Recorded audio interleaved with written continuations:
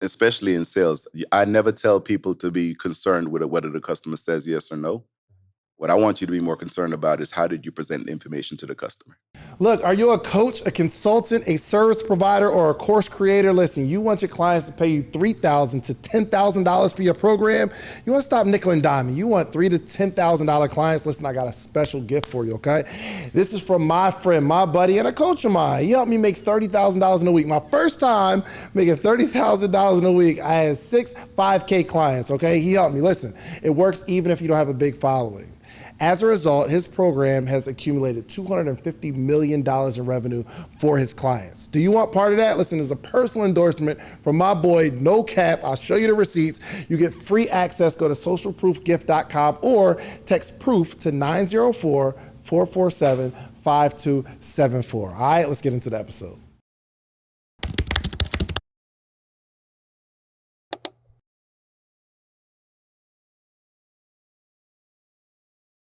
Cool. Welcome to another edition of the Social Proof Podcast, where you find dope people that did dope stuff, entrepreneurs that actually built something, and people who know how to teach how to do what they did, man. And we have none other than one of my mentors. Met this gentleman when I was 17 years old in a company called Prepaid Legal, now Legal Shield. And I lied on the application because I think you had to be 18. Yep. But I was only 17. But Mr. Winder and Ms. Cardwell, rest in peace, Ms. Cardwell. Yes, rest in peace. They said it was okay. So they wanted that membership. And now you're going to get them deactivated. He was like, that's okay. But it was 20 years ago. I think they'll be fine. But that was actually the turning point of my life.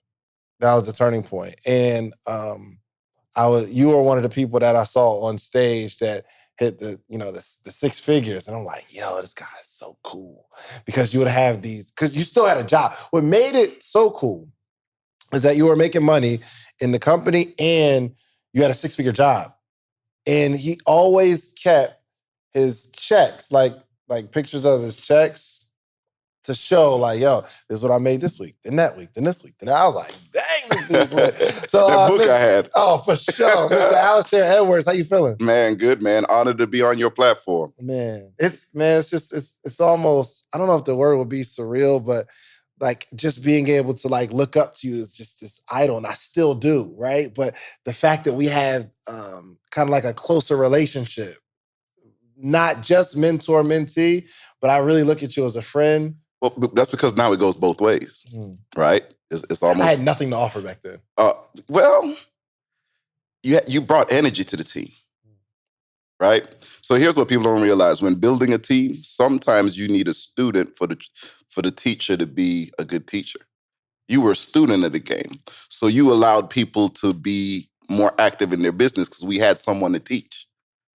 Say that again. That's a bar. I think people don't realize the student is just as important as the teacher. So people wonder, how have I been in the business so long? How have you stuck with one company for 17 years in network marketing? It's because every now and then a new student comes along. It's new. Just when you think, oh, I'm done, I'm tired, it's over. You got someone new you get to pour into. The student is just as important as the teacher. I like that. So when you find someone that is wanting to learn and willing to take the information, man, that's the excitement. Yeah, man. Because the goal is to make sure that you've created a success story, right? It's not just to be successful. Your success comes from creating success. And so when you find someone that says, I want success, and you get to be the one to pour into them, the student is the key. That's dope. Can't be a teacher if you don't have no students. That's dope. All right, so walk me through like where you are, because you built up a sizable residual income. This is the first time I actually heard the word residual. I'm like, yo, what does that mean? And I think, I don't know who it was, somebody on stage, it might have been you, but he said something like, yo, you got residual bills, you need residual income. And I don't know if it was you, it was somebody, but I said, yo, that's right, my bills do hit every month. I need some income. It's good to have some cash to meet it. It's good to have some cash to meet it. So we're over the 17 years of just consistency. I know there's 2 parts in network marketing, right? You have your residual, then you have like bonuses and stuff like that, right? Mm-hmm. So where are you at in terms of like your team, like residuals, stuff like that?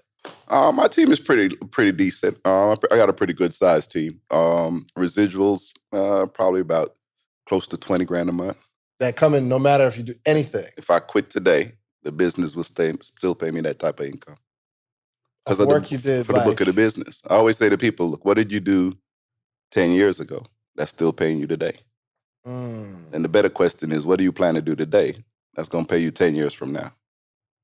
I love it. So the way our system is worked, is I mean, think about it. Car insurance does it. Health insurance does it. We just don't know who the beneficiary is, right? Yeah. The same thing. I sell a legal plan. Someone signs up for it. They pay $24.95 a month. The company advances me anywhere between $60 to $300 for the sale for the first year of the customer having the membership. Mm-hmm. But if they keep it long term, 14, 15, 16 months from now, they're paying their $24.95. Because I was the one that sold them the membership, I'm eligible for anywhere from 5 to 28% of that premium for the life of the customer. Is that how insurance sales work too? Similar, yeah. So, like, what is the longest? Like, what is a membership that you've held the longest? I know you've had a. Well, I started in 2003. Do you have memberships that you signed up in 2003 that still pay you today? 67% of my memberships from 2003 are still in play. What? Mm-hmm. I have a 90% persistency. So the company average is right around 78. Mm-hmm. Yeah. My team is right around 86%. My personal is 90. How do you get somebody to keep something you sold them? How do you get 90% of people to keep something that you sold them 17 years ago? Because I was very good. The team was very good. We're very good at talking about what the benefit of having the membership is. See, most people try to sell somebody the thing just to make the sale. But I always tell my customer, what you're purchasing is a lifetime service. I'm going to tell you up front if it's a lifetime service. If you call me and say, hey, you still doing that legal thing? I got a situation. 9 times out of 10, I'm going to tell you, look for a lawyer.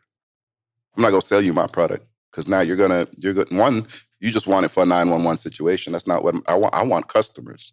My customers are my friends. I think of their family when I sell them a membership. There's value in having access to an attorney. I mean, we see the social injustice going on in the world today, right? And you're telling me your kids are not important enough for you to put an app in their hand to where if they see blue lights behind them, they can't press a button and talk to an attorney. So by the time the officer comes to the car, they can calm the situation.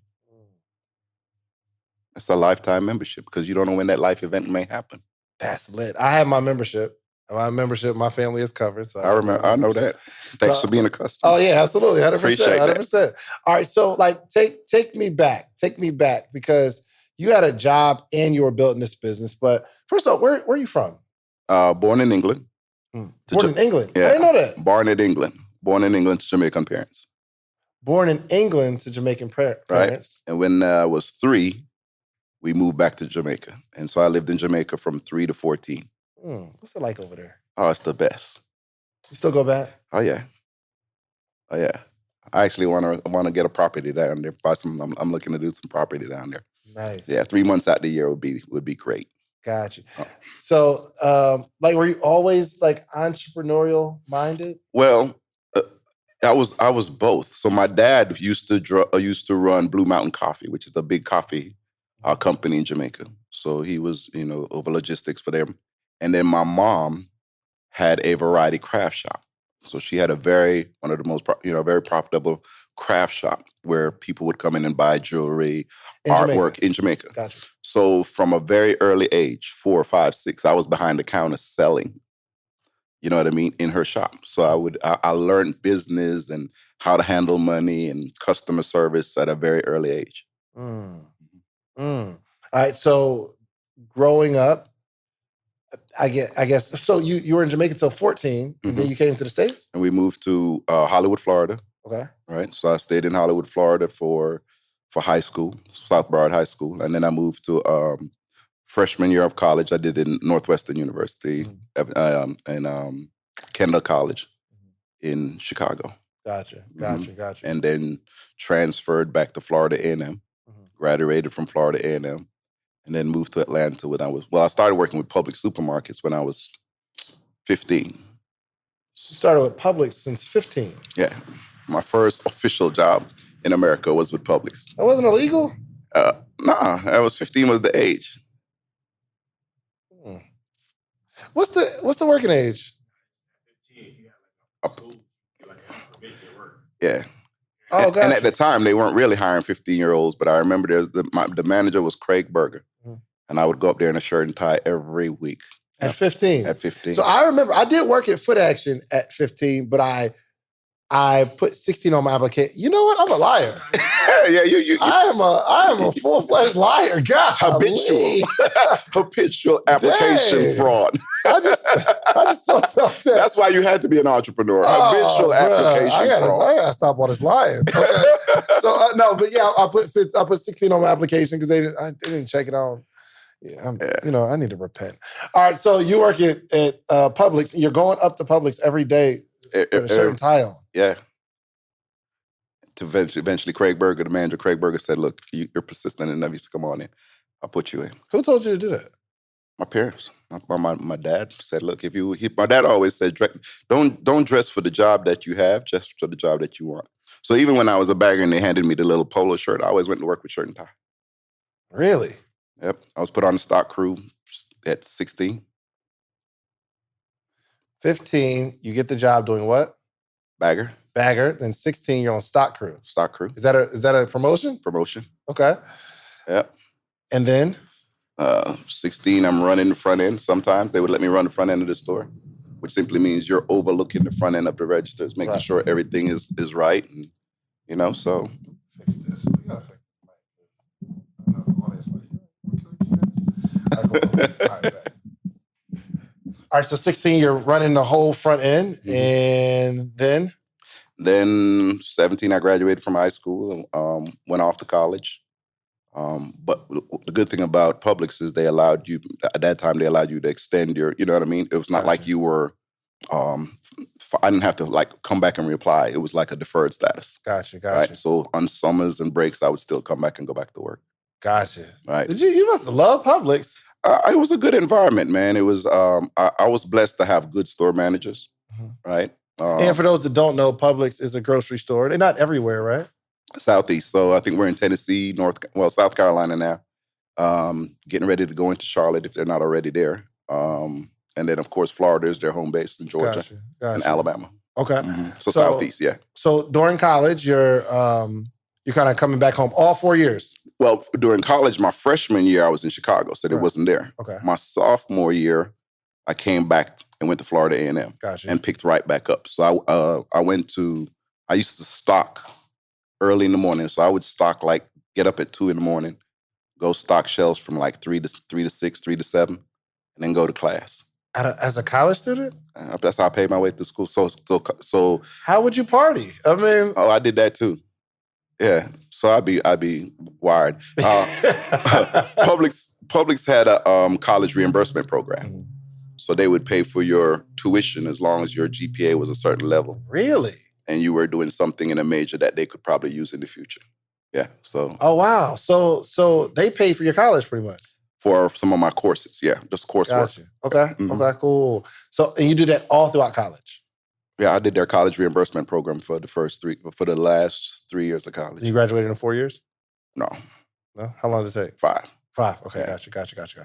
All right, so I stayed a little too long. Oh yeah, no doubt. That was them parties. Well, it was also in the transfer because when I transferred from from school in Chicago and came back to Tallahassee, I sat out a semester. Gotcha. Mm-hmm. All right, so what'd you go to college for?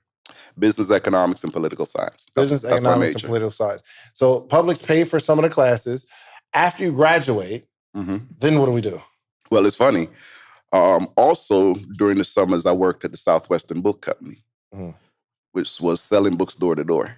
So one of my friends, books door to door. So one of my friends from high school, Dwayne Rayner, he was at Florida State. I was at Florida A&M. He comes to me one day and says, "Hey, I got this great internship. Right? I would love you to be a part of my team." I said, "Okay, what is it?"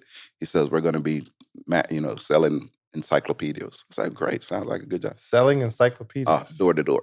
And let me tell you how crazy the Southwestern book system is. They take college kids from all over the country, right?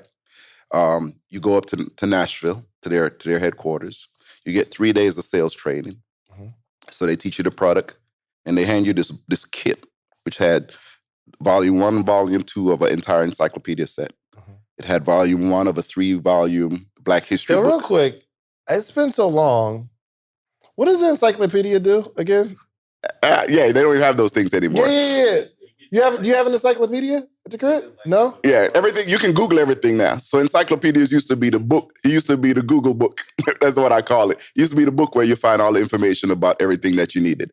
So you see, you young. I forgot I'm dealing with a younger generation, right? So back then we couldn't go online and look up what we needed. We actually had to go pull a book off the shelf and find it in a book and do the research paper out of the encyclopedia. Okay, all right. So you can't get. So they just gathered as much information about everything they could, and they put it in an encyclopedia. In a set, 26 volumes. So what's the difference between volume 1 and volumes? How is it sectioned alphabetically? Depends on what you're looking for.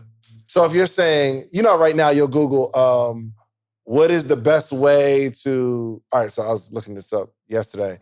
How much should you feed a child? That's not the encyclopedia. It's more. What's in the encyclopedia? It's more specific. Give me an example. So you might want to look up Brazil.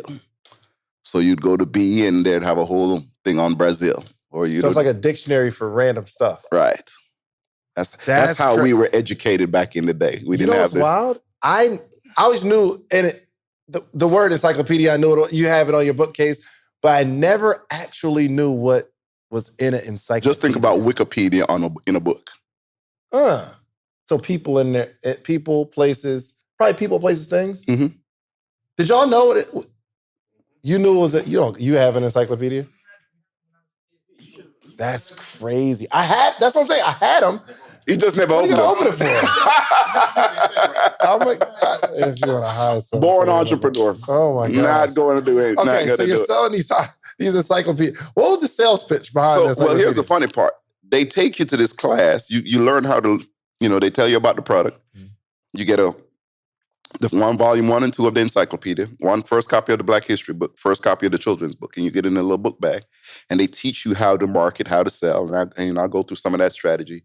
But at the end of the 3-day training, you don't know where you're going to be selling. You still don't know where you're going to be selling. So like when my mom called and asked me, Alistair, where are you and Dwayne going? I was like, Mom, I don't know.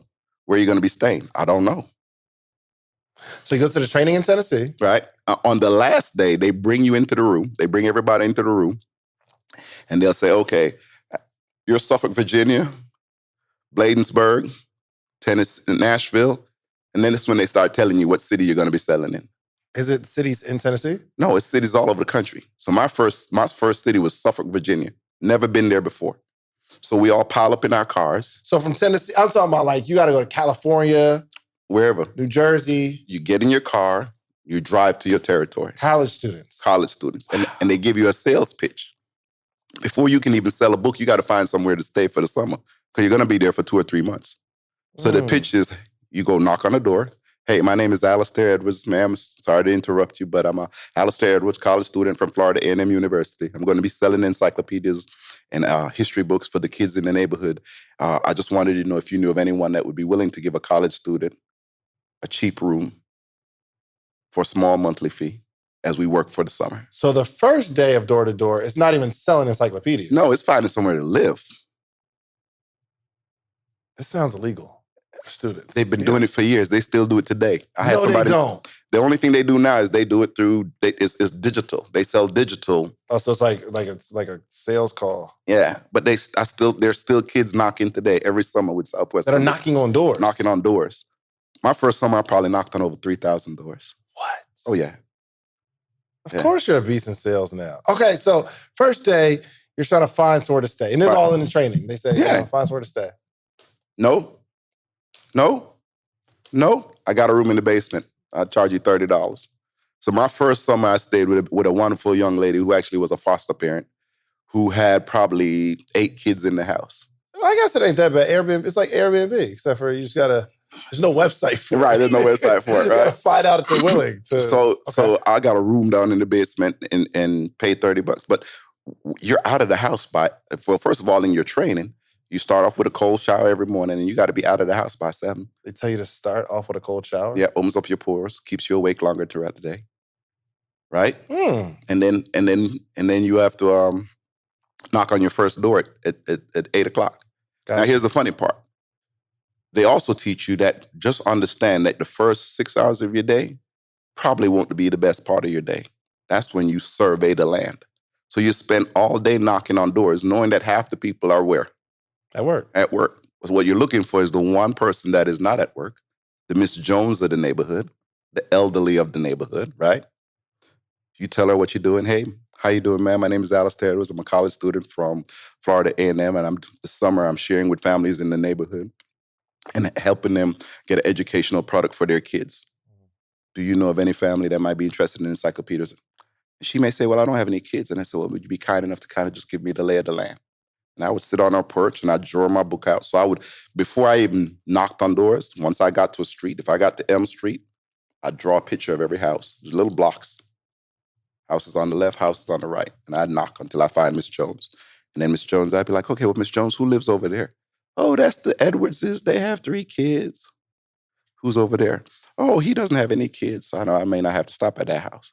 Oh, over there. Oh, that's the Shans. They just got a new baby. Okay, children's book.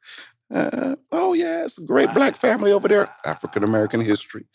Oh, they have 3 kids and 2 getting ready to go to college. Encyclopedias.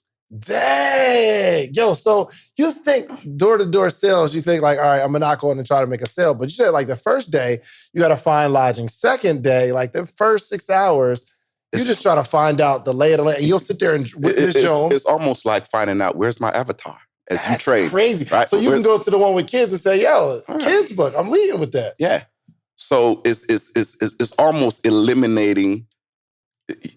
So if it's a, with all due respect, if it's a white family, I don't have to talk about Black history books because they're not going to buy it, right? If they have college kids, I don't have to talk about children's book. I'm funneling down to what does my customer need? That's genius too, to find the Miss Jones of the neighborhood. Just find out what's going on. Find the person that can give you the information you need to make the sale.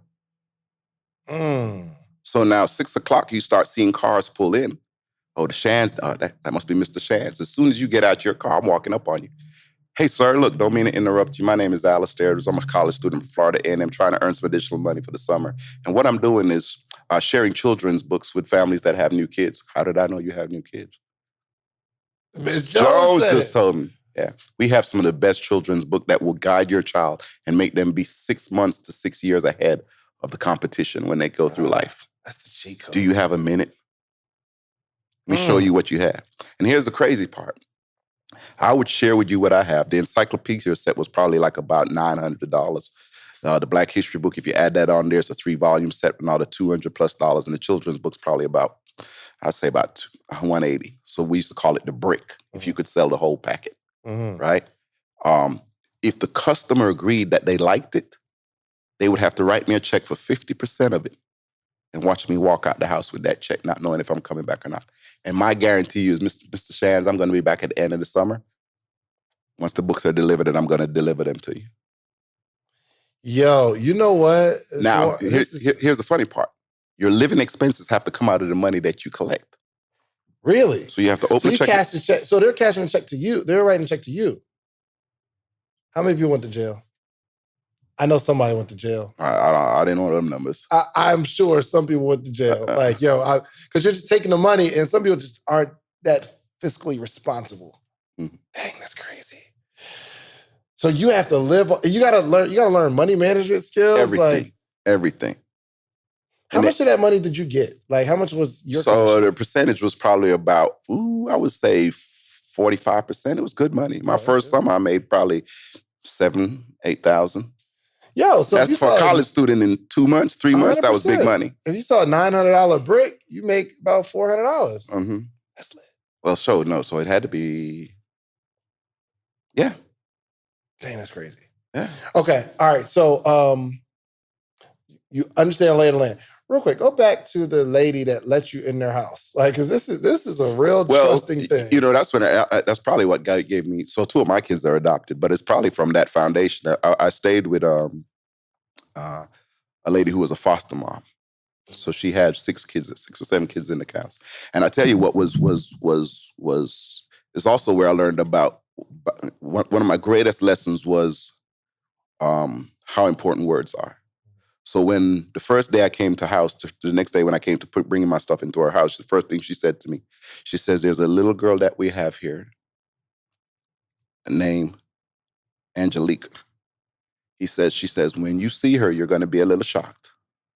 But the only way you can stay in this house is if you tell her she's beautiful every day. Okay. So she brought the kids down. Angelica comes out. So this young lady had come, this little girl, she had to be, I would say 5, 6. But she came from a drug situation where her parents were drug addicts. Her mom had bathed her in boiling water. So the young lady had burns, full body burns from head to toe almost. It's like her mom put her in boiling water. Now, here's the funny part. Well, not funny part. It was like she never knew. Her attitude was like, she was the most bubbly. She thought she was a princess. And here's why. Everybody in the house had to tell her she was. Her attitude, I would love to know where she is today because her posture and everything was just so positive because the foster mom required that everybody in the house told her that every day. Wow. So one of my greatest joys I was 18, 19, was coming home and I would sit down and I would read out of my sample children's book there. I remember that plain as day. But it gave me a whole different look at meaning of life. Because I realized how important words were. She walked around the house like she ran it. I love it. So everybody in the house just treated her like a regular kid. And what I noticed, my first 2, 3, 4 days, I would see the disfiguration, you know what I mean? And be like, after the 4th or 5th day of being in the environment where everybody treated her normal, everybody treated her with respect, everybody told her she was beautiful. She was beautiful. Wow. So you see the burns first few days, but you telling her she's beautiful. She's acting like she's beautiful. Everybody knows that she's beautiful. And you don't even see the disfiguration anymore. You see the beauty because her energy is there. Her smile is there because it was fed into her every day. Oh my God. That's why your environment is so important. That's why your surroundings are so important. What you listen to every day, what you allow to be in your space every day is so important. You can't just let anybody tell you anything. So that's as I've gone through life, I've been the type of person where if I see people are negative, they get a very little bit of my time. Very, very little bit of my time. Like, so my team is in my network marketing team right now, I would say 80% of my organization are women, right? And I had to learn to communicate better, right? But they know it's the running joke with them right now. It's like, look, you only got 60 seconds. Meaning I'll give you 60 seconds to, tell me the problem, complain, all of that. But after this, once we've gone through a minute, I only got 2 questions. What are we going to do? How are we changing it? How are we solving it? I'm so, and I got to work on it. I'm so not ready for negativity. I can't do it. I can't do it. Dang. Javon, you're beautiful, man. Yeah, everybody's required to tell Javon he's beautiful. Okay. So, all right. So, dang, just amazing. All right. So the first time, you did this a few times, right? A few years. Right? 2 summers in a row. 2 summers in a row? Mm-hmm. Okay, got you. I went back the second summer and brought a team. So the first summer, I went as Dwayne Rayner's on his team. And then the second summer, I bought a team back from Florida A&M. So I bought a team. First team from Florida A&M. Got you. Yeah. And we rocked it. We stayed in the top 10. And was it only, how much you make the first year? 9,000? I don't even remember. Probably about 9,000.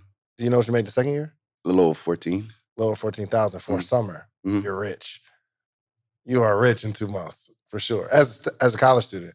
So why, first off, did you ever inquire about other opportunities after that? Like with the company? I think I'd have went another extra mile. I'd have went to third. Why didn't you go to third summer? Because I was getting ready to graduate. That's good money. So here's the funny part, though. My grades weren't the best. Like, I was probably a 2 point, I don't even remember what my GPA was, 2.8, 2.9. But every time I interviewed, I got 5 job offers. And it was based on the fact that 1, I had been with Publix for 4 or 5 years already, and still working with them through college. Yeah. And 2, that I did 2 summers selling books door to door. So I got a pharmaceutical job with Pfizer. I got a offer from BP. I got an offer from Dudley Products. I got all my letters still to this day. Really? Right? All my offer letters, right? So one was selling hair products, one was selling petroleum, and one was doing pharmaceutical sales, right? And the lowest one was offering me 40 grand plus commissions. And I remember getting ready to take the job, and a district manager from Publix called me, and he said, Alistair, look, we know you're graduating. We understand you're getting ready to graduate. We're getting ready to open up stores in Atlanta. Would you be willing to come and be a part of the stock crew? I said, the stock crew? Yeah, we're going to pay you about $9 or $10 an hour. I got you got a degree, fam. I got job offers, fam. Right. And I remember talking to my dad, and I called my dad. I said, Dad, can you imagine the audacity? I've been with this company this long, da-da-da-da-da. And here's what he said to me in his old wild words. He said, son, he says, I don't know nothing about pharmaceutical sales. I don't know nothing about gas. He says, but you've been in Publix a while. You know the business inside and out. And he says, not only that, people will always have to eat. Right. That's what he told me. I took the job with Publix. 6 months later, I was promoted. How much were these people offering you? How much were the offers? The first one was 40 grand. I would have to go to Delaware, which I didn't want to go to Delaware. Yeah. There was another one that was sending me to Louisiana. I didn't want to go to Louisiana. So 40 grand out of college ain't bad, especially compared to $9 an hour at Publix. Yeah. But I was looking long term. He says, you know the business. He said it's going to be in a new market. There's going to be opportunity there. He says, you go there and do what you do. But I mean, thinking long term is, I guess it's 2 ways. You could say, okay, I'm going to take this $9 an hour and, I can see the future. Or I can start with 40,000 and I can see the future there. Yeah, but 40,000 for me at the time is something I had no experience in, something I didn't want to really relearn. And I was going with something I was comfortable. So I moved to Atlanta and I slept on the floor of my frat brother's apartment for 6 months, Rodney Ray. For 6 months. Rodney Ray and we were together yesterday. We were like good friends, real good friends. But I slept on his apartment floor for 6 months while I stocked. He got a job with Waffle House. He was at FAM 2. He graduated from FAM 2. He got a job as a manager at Waffle House. And I was part of the opening team for stores in Atlanta. First, okay, so obviously it worked out. It worked out the way it was supposed to work out. But in the moment, that contradicts everything we talk about in terms of staying comfortable. Because you only took it because, I'm comfortable with this. Even if it's less money, I'm gonna stay comfortable. It wasn't for comfort. For me, it was more for long term because I knew I didn't know a lot about pharmaceutical sales, and I didn't know it. I knew whatever job I was going to, I would have to relearn all of that stuff. To me, going to Publix was I already have an advantage. I know it like the back of my hand. Why waste the knowledge I already had? I knew that business like the back of my hand. I knew once I got in their environment, I could outshine anybody there. 6 months later, I was promoted to assistant store manager. To a second assistant manager. How much was that? About 60 grand. Did they tell you were going to be promoted to, did they tell you like that was the path? Yeah, they told you there's opportunity here. We're opening stores. We opened 300 stores in the first, 5 years? There's opportunity there. Gotcha. All right, look, I know you're enjoying the episode, but I got to tell you, finally, you asked for it, and we created a Patreon, okay? We created an inner circle. We have amazing stories, amazing information, how-tos from the episodes. The only thing we're missing is a community. So it's about that time. We put together our Patreon. We put together a community because we have to have conversation around the information. So even this podcast we're listening to right now, there needs to be conversation. I want to hear what you got. Like, let's throw some stuff back and forth. And because we're like-minded, we're all going in the same direction. When we connect in a community, we can connect on other stuff outside the community because we're building real relationships. Okay, so check out the Patreon. We got 3 tiers. I don't care what tier you join. The support is appreciated. Okay, thank you so much. Now back to the episode. Okay, that makes sense because they're telling you Yeah. Not because you know some jobs like, there's an opportunity, and they're dangling a carrot in front of your face. But they were saying, yo, you do well, you'll get to this particular level. Yeah. Okay. I had a plan. Yeah. Okay. I knew what I was doing. So I slept 6 months on this floor. As soon as I got a job, I was able to get an apartment. And then 6 months, you started making $60,000. Wow. All right, cool. So for one, I just commend your loyalty to Publix. 27 years. 27 years. Yeah. All right, so man, speaking to somebody who has been with their company 6-7 years and they can see the future, they love the future. Tell me about the journey of that. Because you were obviously indoctrinated into the Publix sauce. Like you've been drinking the Kool-Aid for a while. You love this company. I drank the Kool-Aid for a long time. So kind of like just tell me about some of the experiences, I suppose, or I mean, well, there were a lot of how did you shake out of that? Well, first of all, there were a lot of good lessons in the process. You know, for example, that's where I learned about stocks. So Publix had they have a stock option program for their employees. Mm-hmm. So every employee, every quarter, they do inventory. Based on the inventory, every employee gets a portion of what they call the results. So there's a bonus. So as a bagger, my bonus check could have been $60. Mm-hmm. As a stock clerk, it could have been $300, $400, $500. As an assistant store manager, it could be $3,000. As a store manager, it could sometimes be $18,000, $19,000 every quarter. Dang. Based on the success of the store. I'm starting to see now too, like the stock clerk, that's the people in the middle of the aisles, they're stocking stuff, right? Mm-hmm. So we can put more respect on their name than the bagger. Because you know what I mean? You respect them all. I mean, you show love to the bagger, like, oh yeah, I appreciate it. But the stock clerk, you're like, you're in my way. You got all these boxes, fam. What we doing? But they're actually on their journey. They're on their journey. They're on their journey. You know what? Right. Next time I see them, especially at Walmart, I'm just going like, okay, I see you. You moved up the ranks, brother. So the company was 48%, I think. 48% employee owned. Mm-hmm. So the family, the Jenkins family, owns 52% of the company. The other 48% belongs to the Jenkins family owns Publix? That's the last name of the family. They black? No. Jenkins ain't a black name? Jenkins is only a black name. Have you ever met a white Jenkins? Yes. No, you haven't. You ain't never heard no. You met a white Jenkins? Never. Yeah, you'd have never thought. Dang. So Jenkins is a slave name. They're all slave names. Dang, that's crazy. Okay, I'm sorry. Go ahead. Yeah, and 48% of the company is employee owned. Mm. So every quarter, they would give you shares in stock. And then after a certain amount of service, you could buy stock. Mm-hmm. So when I was 16, Larry Rose, I remember I was closing up the store at the end of the night, taking a bail out. And a bail is simply when you break down all the cardboard, put it in the machine, bail it, right? I was probably too young to be using the baler, but I was using it anyway, right? And we're just sitting talking, and I remember him saying to me, he says, look, young man, you seem pretty sharp. He said, Alistair, you're pretty sharp. Sorry, what year is this? This had to be... I graduated 86, so this had to be 84, 85. And he said to me, he says, look, you know we have a great stock program here. He says, here's what I want you to do for me. He said, I want you to make me one promise. And there's 6 of us. There's probably 4 or 5 or 6 of us on the stock crew that are all sitting down there. And he says, guys, this is what I want you to promise me. He says, I don't care what you do with your 3 bonuses. You get 4 a year. He says, just take 1 bonus each year and make sure you buy more stock.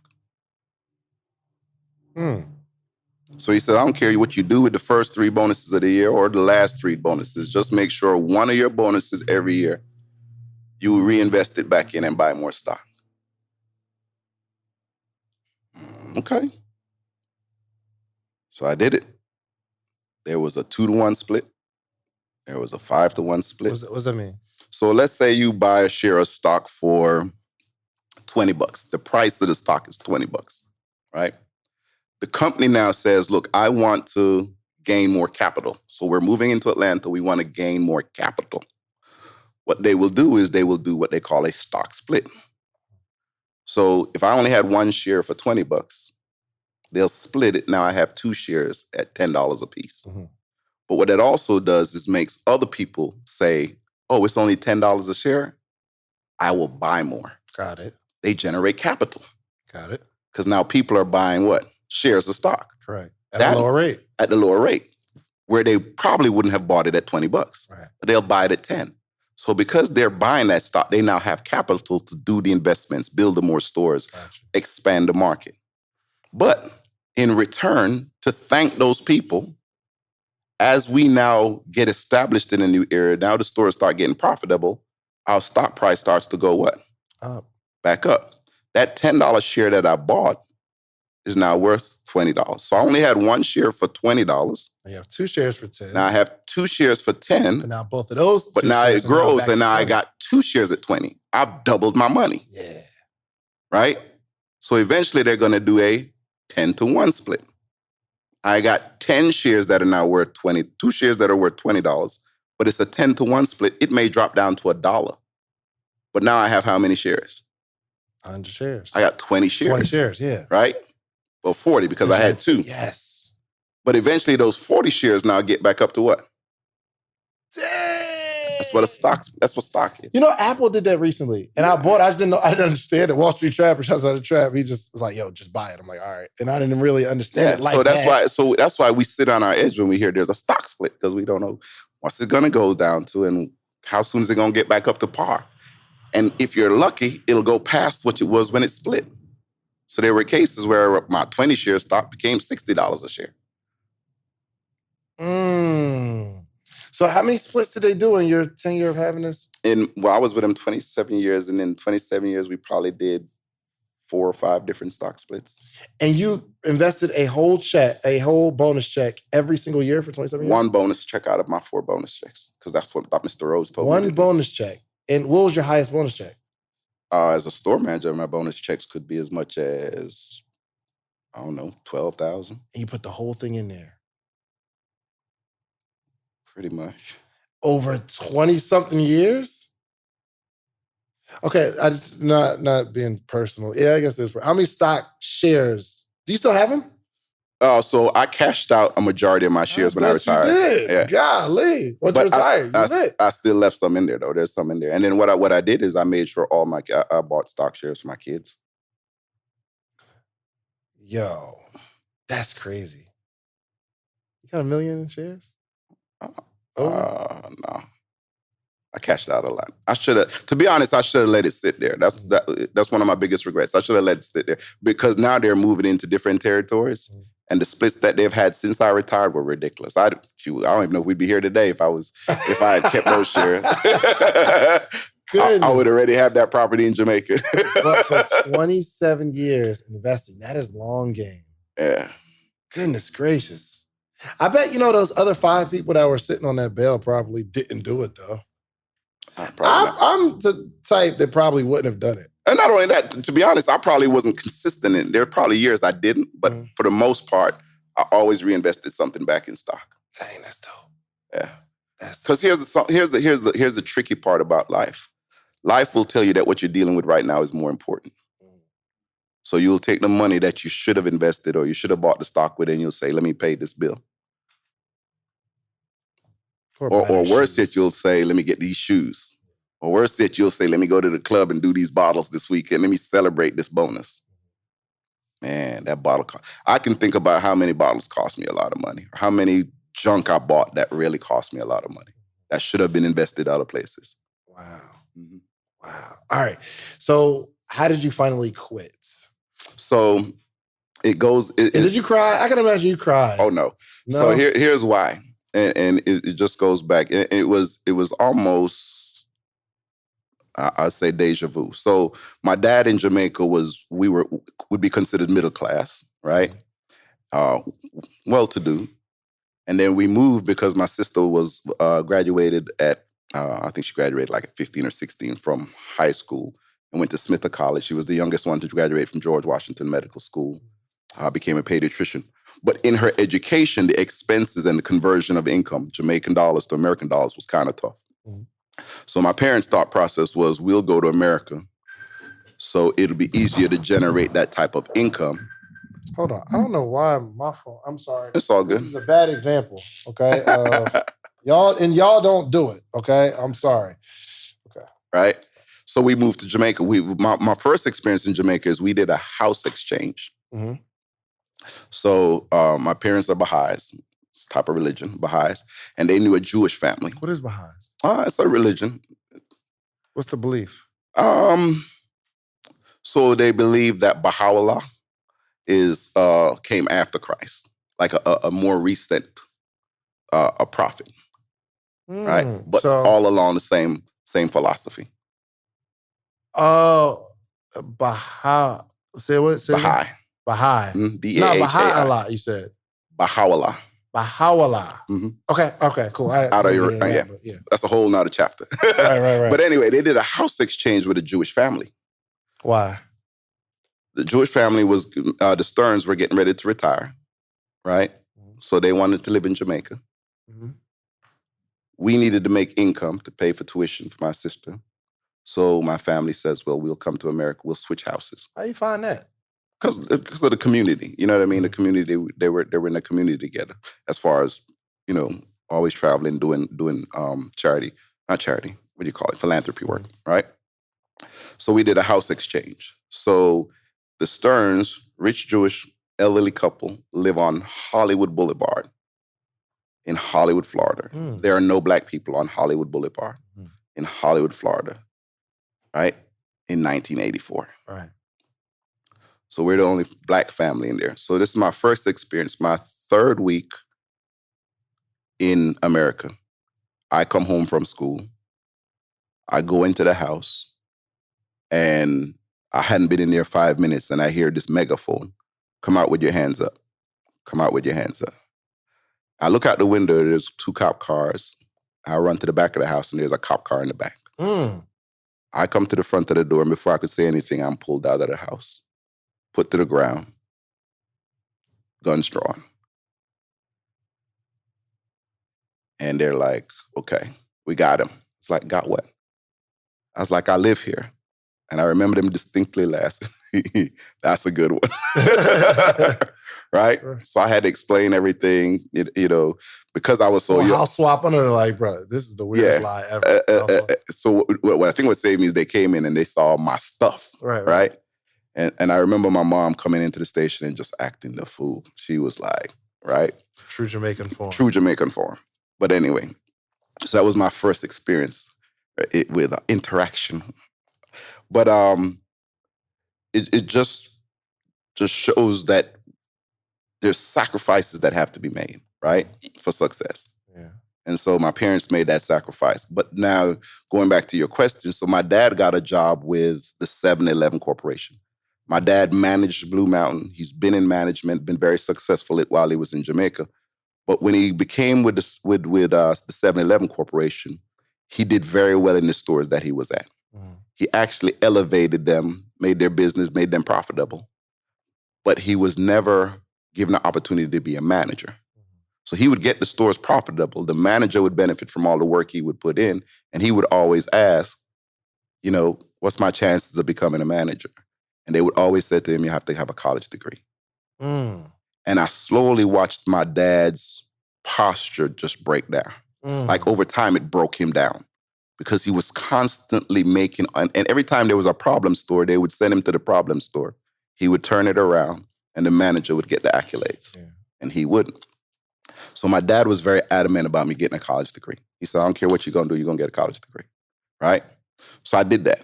Fast forward, got the job, went from bagger, went into management, became a store manager. And in my opinion, became a very good store manager. Always met most of my goals. Profitable stores, always had good customer compliments. And I too now wanted to become what they call a district manager. And I remember the first store, we had a store on Memorial Drive. I was at a store on Memorial Drive, which was, of course, that population was minority. Here in Atlanta? Yeah. Is there a Publix on Memorial Drive? It's closed now. Okay. Right? But you wasn't there. That was the problem. It was very profitable when I was there. Let me put it that way. Right? And I remember they were opening up a store on Decatur. We had bought an A&P. That's when they were buying A&Ps and converting them. And I remember wanting to go to that store as the store manager and having a conversation with my district manager. And what shook me is when he says, but we need you here. We don't have anyone that could replace you here. What he was saying is, in my opinion, we don't have any other black store managers that need to be in this environment, in this store location. Got you. Right? And I let that rest, but then I drove to the corporate office and went above his head to have a conversation with the district supervisor, or what you call him, regional director.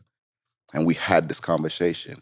And I was asking him, I said, look, I need to know what I'm doing wrong because I'm obviously running good stores, And what I was told is we don't have anybody. I'm confused at how a company this large doesn't have enough black people to run stores, if that's basically what y'all are saying. Next day, I got the store indicator. Okay. So I was a big advocate. Those that have known me in the Publix industry know I was probably, and I may be wrong, I still think to this day, I probably promoted more black people into management positions than any other person in the industry of Publix. That's just my personal opinion. Because I was the person that would be at the corporate office. And the way I would position is, I just need to know what I'm doing wrong as to why Dave didn't get promoted. Because you gave it to Joe, but I think Dave is just as talented. So I just want to know next time during a position comes up, I need to make sure that Dave's on the list. So I just need to know what I need to know. What do I need to do different to make sure that Dave's prepared? I already knew Dave was prepared. I'm just trying to figure out why Dave got looked over. Let me ask you this, though. Were you intentionally wanting to promote black people? Oh, yes. Because there weren't enough in the industry. There weren't enough in the company. And I knew what management meant. But I also wanted to get promoted to a higher level so I could be in a better position. It was the next position that actually made the decision on who got promoted. So one of my goals was to get to the district manager position so I could promote the qualified people that I thought should have been promoted. You know what I mean? Dang. So, but in that situation, I kept getting passed over. And they kept telling me the next store. And it was almost like hearing my dad's situation all over again. Right. And that's when I knew it's time. It's time. I just can't put my future in somebody's hand. Like, I just can't have my future be determined by who I play golf with or, who I go to church with, because some of those decisions were made like that. You know what? I think even, people that are watching this, it's important to know that you don't have to be necessarily an activist. You don't have to be an entrepreneur. You can literally be in a corporate structure and get to a particular position where you can help your people come. So it's funny you said that. I did a post yesterday about walking in Publix and seeing a jackfruit and buying the jackfruit. This is what I grew up with. All that. Hold on the story. But someone commented, a young lady commented saying, I don't mess with Publix because they're against the voter laws, because they're on the Republican side of the voter laws. So I don't shop at Publix. Right? And I said to them, look, first of all, you need to understand there are Republicans and Democrats in every company. And if you want to create change, you got to be part of the change. Mm-hmm. If I was to be so strong on that point of view, that'd be like saying, well, I don't want any Republicans buying my product. I'd be broke. Yeah. There are several people that have an opinion that I don't agree with politically that put me on in business. I have friends that have supported my business way better than some of my friends, right? That have different political views than me, but business-wise, we respect each other to where they have been very instrumental. You know what I mean? So sometimes I think we get so clouded in pick a side that we don't realize that people are allowed to have their opinions. I'm not going to agree on everything that you agree on. Just like people don't agree on religion. Some people are Christians, some are Muslim, some are Jehovah's Witness, some are Baha'i, some are, you know what I mean? The Buddhists. I mean, there's so many. If I was to say I'm only doing business with Christians, where would I be? Wow. Where would I be? The world has to be full of people that have different opinions, different views. Sure. That's what allows you to think. That's where your creativity comes from, is hearing from somebody. You only elevate once you speak to someone who is at a higher elevation. Facts. Les Brown said to me once, he said, Alistair, you have no value to me if you don't have a book, if you haven't read a book that I haven't read. That's a bar. Yeah, you don't have no value to me if you haven't read a book I haven't read. That means you have nothing to contribute to me. If I already know everything you know, why am I hanging with you? That's a fact. Yo, man, that is super powerful. I never even really looked at it like that. It's people on the inside of these companies that are Their making goal change. is to get to another level to bring people up, because otherwise It wouldn't happen. it wouldn't happen, because the decision makers are going to do it for their If buddies. you don't question the decision maker, right, what is his or her incentive to change? And the only way you get to question the decision maker is to be of value to the decision maker. The only reason they listen to my comments or my complaints is because I brought value. We need him at these stores. He's obviously been successful. If he's thinking he can teach other people to be just as successful and create more of him, we might want to listen to him. And there were some district managers that listened to me. That's hard. If you are a manager at a job, I just want you to comment right now that you are going to get to the next level of your job. It's not just about entrepreneurship. Like, just to pull somebody up, that's deep, bruh. Yeah, you got to understand that the only value you bring is bringing value to somebody else. If it's all about you and just what you can do, Wow. So how did you transition out? Because you're like on a mission right now. So when I realized that process was going to be delayed longer, I don't even think it was something I intentionally was planning to do. I was probably going to stick it out until it happened. For sure. Right? But I did a career day where we go and speak to kids in a school. And there was another man there who worked for Frito-Lay. He was a retired Black Hawk pilot, Ron Green, who was speaking at that event also. He came to my store the next day and said, man, look, the kids were captivated by you. Everybody loved what you're doing. He says, I need you on my team. I said, what team? I said, I'm not going to Frito-Lay. Right. He was like, no. He says, my network marketing team with prepaid legal. I was like, bro, network marketing, not happening. Because I had tried some other network marketing companies before, right? And shoot, in one of them, I lost a lot of friends because we traveled all over the world and made no money, right? So network marketing was something I swear I would never do again. What year is this? So this had to be 2003. Yep. And he kept coming to my store every single week. And I remember one Friday looking at the cameras, I saw him come in and I said to called my front office cashier, I said, look, whatever you do, see that man coming in right now? If he asks for you, tell him I'm not here. But he saw my card, friend. So he stood by the magazine rack, which was right by my office door, and I'm ready to go home. So I had to come out. I said, Ron, what part of no don't you understand? And he said one thing that totally changed my life. He said, Mr. Edwards, let me ask you something. He says, is it fair to say that most of your good decisions are usually made when you have 100% of the facts? I said, true. He says, all I want you to do, come to this meeting on Monday, get 100% of the facts. And he said, no matter what you decide, I'll never bother you again. He says, but if you don't come, I'll be here again next week. So the only reason I went to this meeting was to get this guy to stop bugging me. Right. But what I saw made sense. So I signed up for the service. Needed to get a will done. You telling me I can get it for $24 and I can cancel when I want? That was my thought process. And I can cancel what I get. But then they started going through the compensation plan. I was like, you're telling me every time I refer someone, I can make anywhere from $60 to $300? Everybody needs a will. Everybody needs access to an attorney. So what sold the Kool-Aid is I came back next week with 3 guests. End of the week, I had a check for $225. It wasn't the $225. It wasn't the dollar amount. It was the fact that I invited 3 people to listen to somebody else and I got paid. Makes sense. Makes sense. So every Monday, where was I? I was packing the house. My first year, I did about 30 grand. Second year, I did a little over 50. Third year, I did over 80. My fourth year, I was doing 114. I did 114 on a part-time basis. So I was still working full-time at Publix, still working 50, 60 hours for them, and part-time made 6 figures with Legal Shield. But by 2009, I started getting these deposits when I personally hadn't sent anything. The team hadn't sent anything. I was like, what's going on here? And that's when I realized this thing called residual income. Meaning the memberships that we had sold for the first 4 or 5 years, the customers are still paying for them. And so since they're still paying, we owe you your percentage. My residual income was about $6,000, $7,000 a month back then. That was in 2009. So July 4th, I put in my notice for 2 weeks. My 2-week notice for July 4th, Independence Day. It was purposeful. Independence Day. One of their busiest days in the company. I was like, I'm going to set the store up in the morning. I'm going to make sure it's simple. But 12 noon, I'm out of this mud. Wow. July 4th, 2009. I remember it clear as day.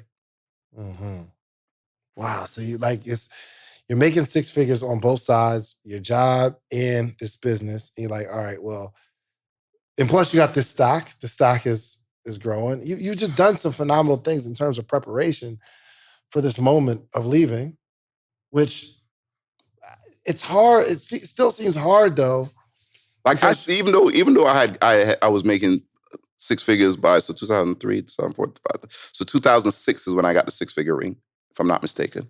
So 2006, I was matching my income at Publix, but I still hung on to 2007, 2003 more years just to make sure. Oh. So I still worked a full-time job 3 years in, and every year my income with Legal Shield was still going up. That's when I was like, okay, it's time. Wow. But I knew it was time because I knew I was constantly getting passed over, every time my district manager come, it was as we would talk and we would walk the store, it was almost like a Charlie Brown. Wow. My mind was already out of there. And that's when I knew it was time for me to retire, because what I didn't want to do was mess up my reputation. I had a good reputation, right? So what you don't want to do is stay past your time to where you leave on bad terms.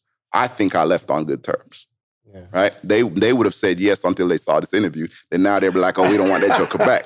But up until this point in time, you could have asked any one of them, and I'm sure they would have said Alistair left in good terms. I was always true to the company and their philosophy, and I always made sure I did everything at the job with integrity. So I left on good terms, in my opinion. Integrity. Yeah. I like that. Yeah. I like that. Yeah. And then even in sales, even in whatever it is, remember your goal is always to be able to come back. So What do you mean? Meaning I have no intentions of going back to Publix, but God forbid something was to happen, Legal Shield was to say, kaput, and I needed to get a job. I have no problem. I would go back to Publix. It was a great company to work for. If a job is what you want, it's a great company to work for. It's a great place to start, regardless of their political opinions, because every company has a political opinion. Right. Or whether they say it or not. Yeah, company has a political policy. Right? The question is, what can it do for you? What's the leverage for you? Sometimes we get so caught up with people's opinion that we forget about what our objective is. What's your long-term goal? We get so upset with their opinion. How many great relationships have you ended because of an opinion? How many business deals you didn't do because of an opinion? And you look back now, you're like, it wasn't that serious. Right. When you look at the outcome. Right? Wow. Yeah. So one thing I pull from just kind of like your life story is leadership, because I know, me being in Legal Shield and just watching you over the years, you've led tens of thousands of people, right? You've also been able to go into a store, especially in the hood, because if it's a store in a hood, the employees are coming from the hood. They live in the community. Correct. So you're taking these people and kind of grooming them to go to that next level.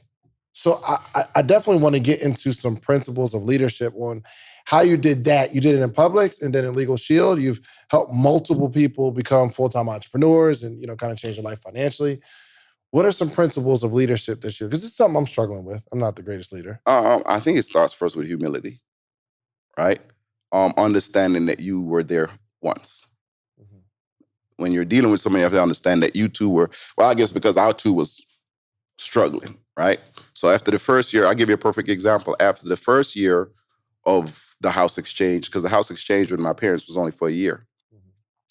My mom, my dad, and myself stayed in one bedroom for at least 3 months before we could get the money up for our down deposit to buy a house with my Aunt Herman. So my Aunt Herman and Uncle Brown, Jamaican. Your Aunt Herman? Yeah, her name's Herman Brown, right? And her husband is...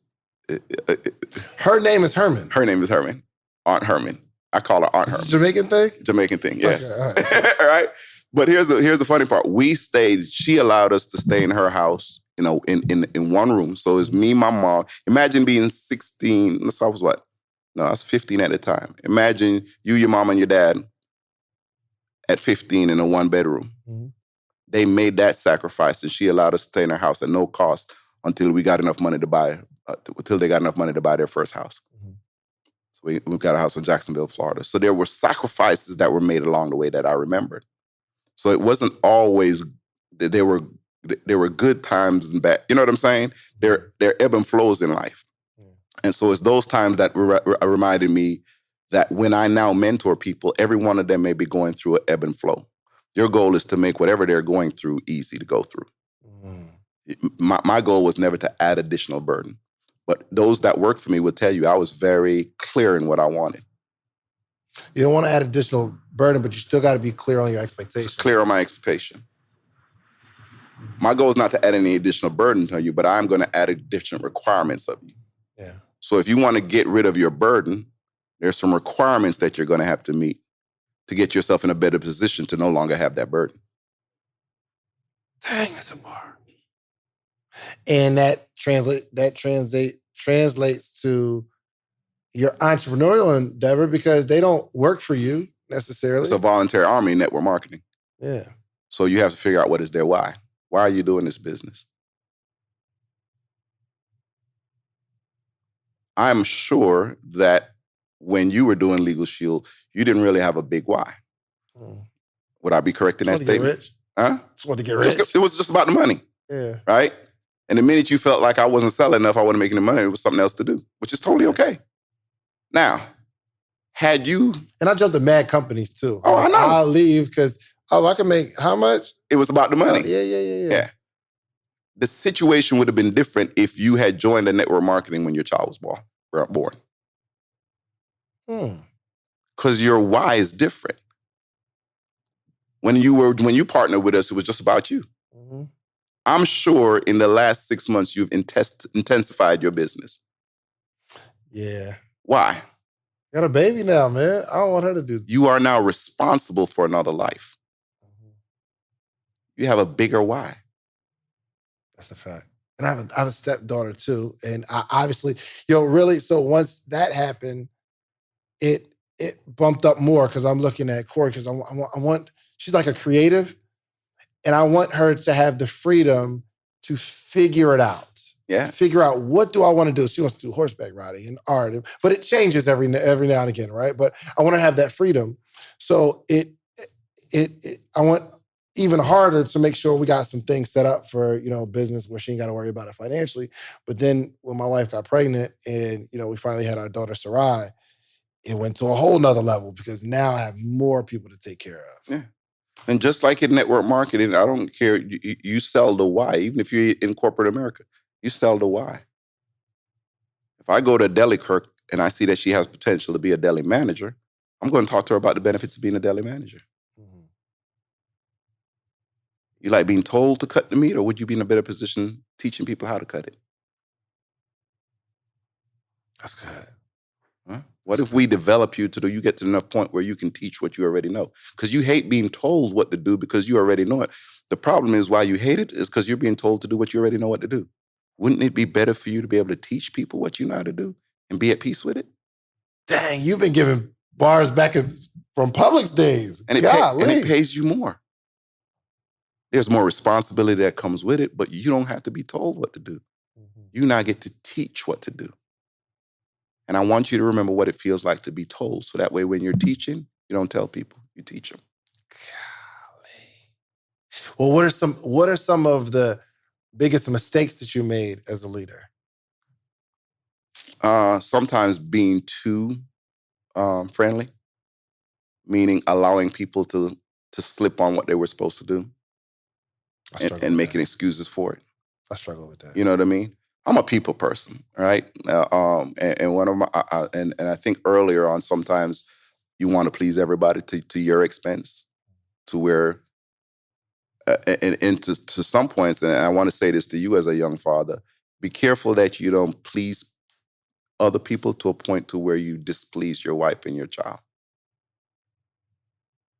Go deeper. So sometimes you're so busy pleasing everybody else that the people you really need to be pleasing get neglected. That's good. No is a complete sentence. Don't say yes to everything. You can't say yes to everything. So I was the one that would say yes to everything. And did it affect your relationship? You were married before? I was married for 27 years, divorced now. The same amount of time you worked at Publix? Is there, okay, give me the irony or the agony, the irony, yeah. There's got to be a story behind it. There's got to be something you put in your head. That's a whole nother podcast. Wow. Yeah. But I was a workaholic. I'll be honest. I probably did her a disservice. I was a workaholic. Mm-hmm. Wow. In everything I did. Mm-hmm. You gonna be married again? Do you want to get married again? That would be a negative.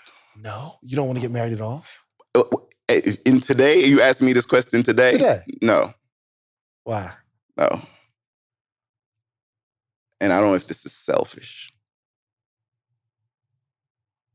I'm fully free to help a whole lot more people without the restrictions of I got to go home. So it's more about the commitment to the dream than having to do someone a disservice. That's mature.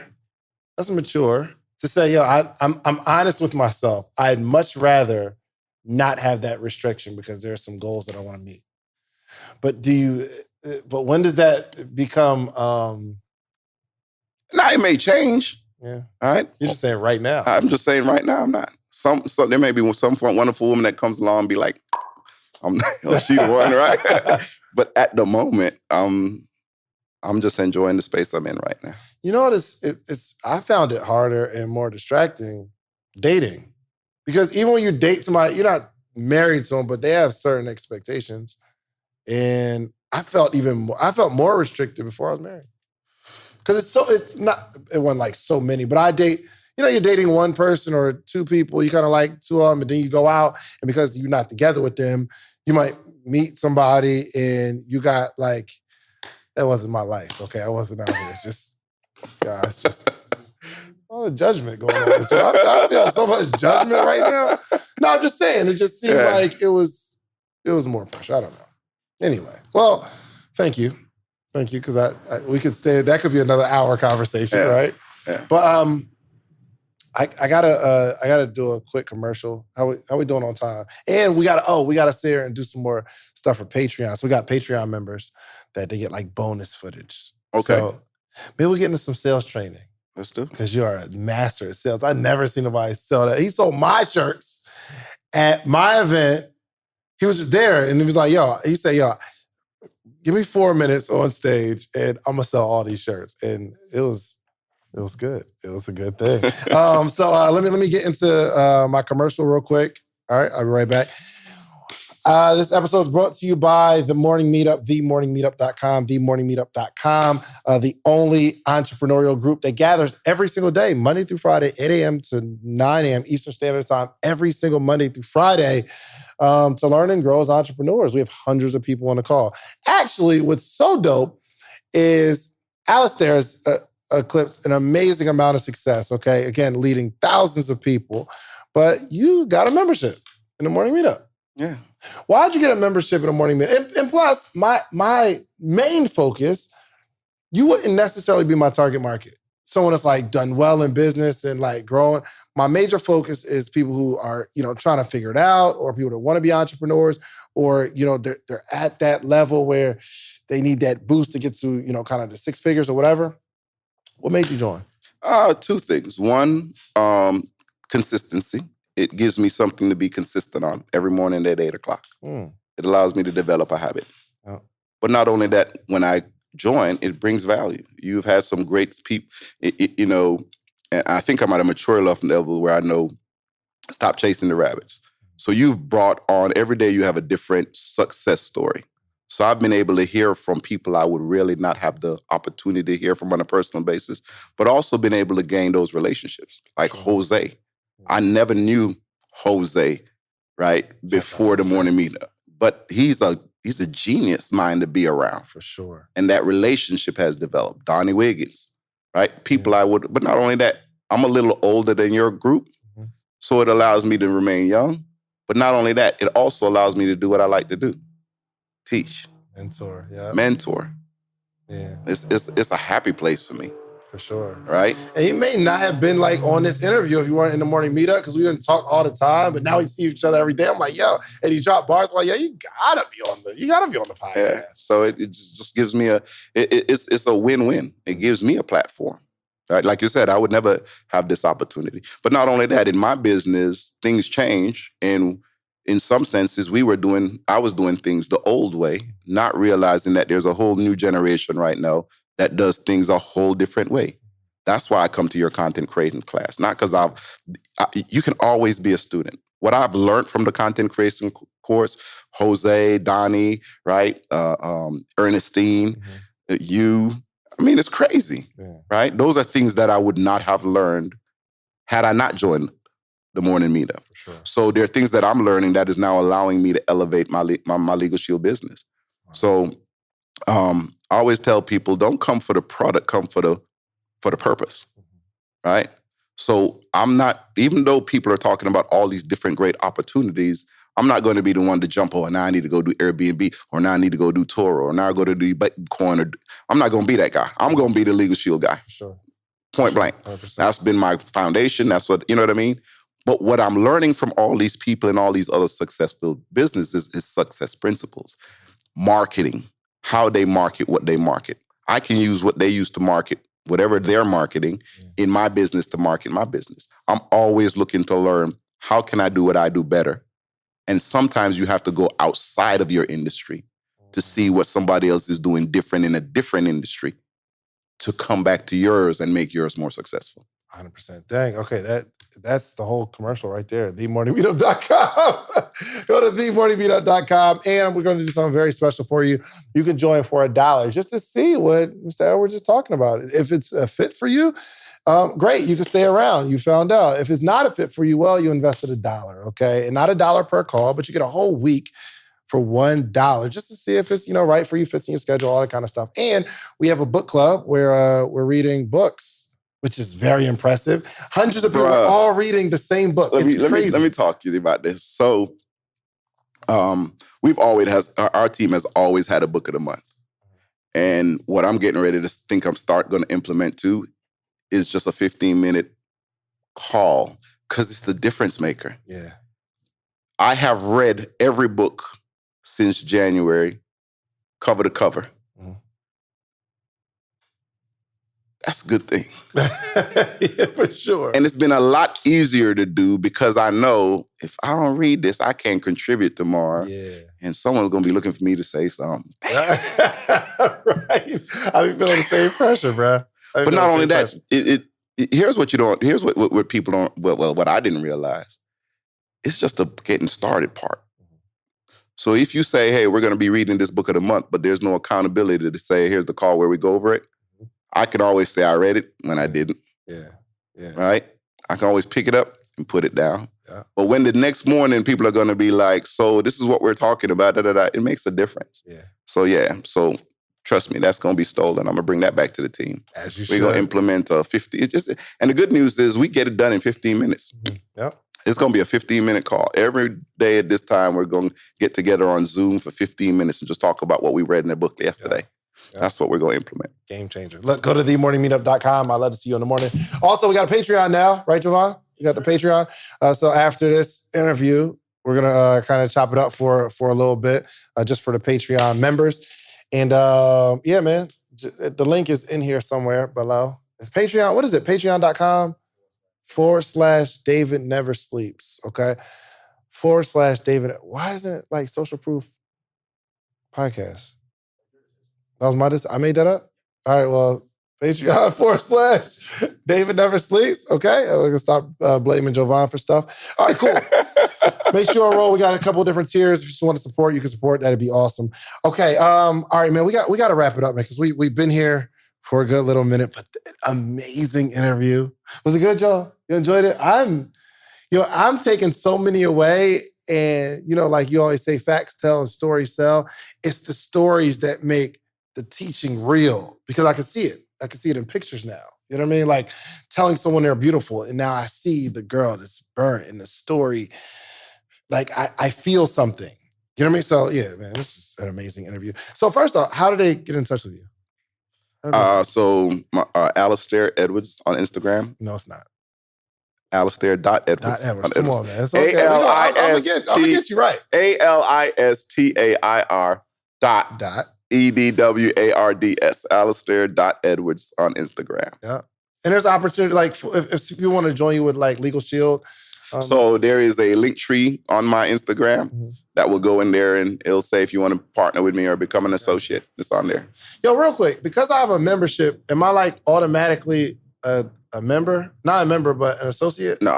It doesn't work that way? No. That's a $99 one-time fee. $99 one time? Mm-hmm.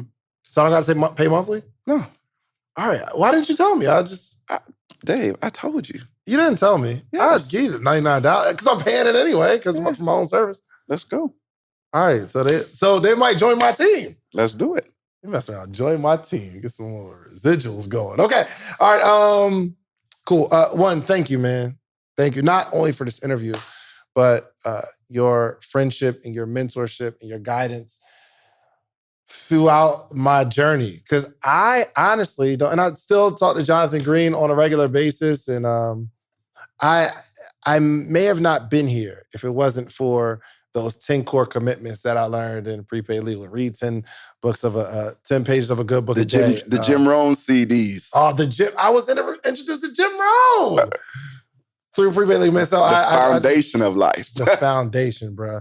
So I want to say thank you. And I got to ask the question, where do you see yourself in the next 5 to 10 years so that we can look back at this interview 5 to 10 years from today and say, yo, Alistair said he was going to do that 5 years ago. Look, he did it.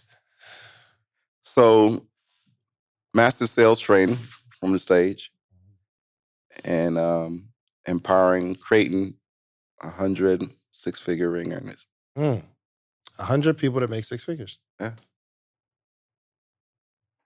There it is. There it is. How close are we? So on my team personally right now, I'm right at number 11. So you created 11. Personally. I mean, I've helped several people do it, but I mean on my team. Now, I'm a part of a team that has 119. Dang. There are 26 of us that have earned over $1 million. Some have earned as much as 12 million or more. Dang. It's one thing to make 6 figures. It's another thing to help people make 6 figures. Yeah. I've done that 11 times. Yeah. Next 5 to 10 years. But my mentor, Darnell Self, has done it 120 times. Darnell Self. I always tell him, I always tell him, I say, look, my goal is to have more ring earners than you. It'll never happen because I'm a part of his team. Right. But that's the goal. Yo, whatever bar he sets, I got to hit it. Yo, in my hierarchy of like people who the way they present information affected me the most, it's Jim Rohn, then Darnell Self. I'm talking about all time. Oh, I agree. All time. I agree. I still have like the DVDs. And I think what it is the way he does it with such humility. He could be making way more money than what he's making right now. 100%. He probably gives away more training, more bars than anybody 100%. I know. I say he probably gives away more training or more bars than anybody I know. 100%. He speaks on more platforms voluntarily where other people are speaking on the same platform are paid thousands and bring half the content. I need him on the pod. He's got to be on the pod. We need Darnell Self on the pod. Man, you have no idea how much I look up to this man. So, all right, man, we got to get out of here. We got to get some love to our Patreon members. But, man, thank you so much. I need you to close this out with a bar. Okay, I need you to close this out with something to remember. Put a bow on this whole conversation. Okay, and then close out. Everything is in the activity, right? Never be concerned with the outcome. Always be concerned with the activity. Meaning, especially in sales, I never tell people to be concerned with whether the customer says yes or no. What I want you to be more concerned about is how did you present the information to the customer? It's the activity.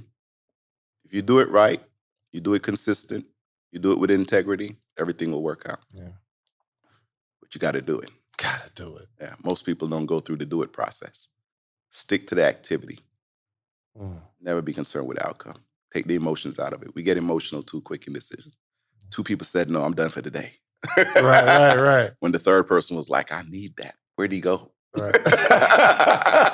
I was waiting a lot. I was waiting in line. Right? Damn, he's closed already.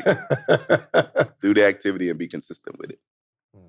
There it is. Listen, do me a favor, man. Go get you some social proof. Go build something. Document the journey, okay? Remember how you did it. And then go back to your community and see somebody else how to do it as well, okay? So go get you some social proof. We are out of here. Peace. What if I told you for $1, I will introduce you to hundreds of entrepreneurs every single morning this week? From all across the country, you'll be able to talk to hundreds of entrepreneurs, and I'll coach you. I'll coach you for $1 this whole week, and I'll introduce you to some of my successful friends for $1 this week. Would you take part in that? Well, go to themorningmeetup.com because that's exactly what we're doing here, okay? The only organization that gathers entrepreneurs every single day for the betterment of entrepreneurship, okay? Every single day, Monday through Friday, we gather, we're growing, we're learning. We got a book club. Have you ever seen hundreds of entrepreneurs reading the same book every single chapter, every single day? We're growing together, okay? You need the environment to grow in. Themorningmeetup.com, $1. I'm gonna give you all of this for $1. If you wanna stay, great. It's $79 a month after that. If not, no obligation. You can leave whenever you want. All right? themorningmeetup.com. I'll see you in the morning.